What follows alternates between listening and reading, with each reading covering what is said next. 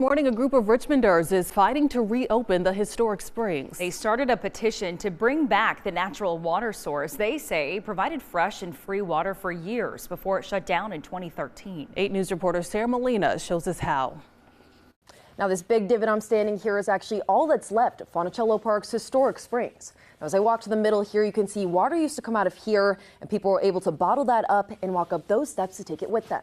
But now water no longer comes out of that spout. So a group of Richmonders is petitioning to change that. I've been trying to get the city to reopen Fonticello Springs for almost a decade. But then when this water crisis happened, it really brought to my attention how vital of a resource these springs were. Frustrated that nearly all of Richmond's freshwater springs are closed, Laney Sullivan started a petition to reopen them. But first, what exactly is a spring? It comes out of the earth and what they call an eye. That's the origin, the source of the water. And that source was a heavy flow of water that could produce a pond here. Sullivan says Richmond had about a dozen different springs that the city managed starting in the 19th century, providing a pure water source for thousands. That's until Sullivan says the springs got too expensive to operate and keep clean of contamination. Fonticello Springs at the now named Carter Jones Park closed in 2013. None of this was here. None of this circle was here. This is what they built. Floyd Lee Brown Jr. grew up drinking water from the Fonticello Springs before it was shut down. The water was so pure that it was like amazing. Brown says the springs were more than a source of water.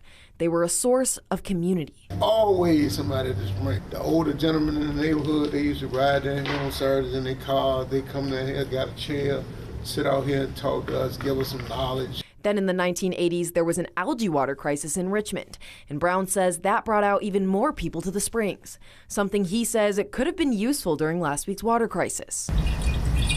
But are the springs safe and possible for the city? It would require the government to come in, the local government to come in and treat that water in the same way that they filter and treat and add chlorine and so forth to the general water supply. Environmental historian Gregory Smithers says spring water is filtered through granite over a millennia.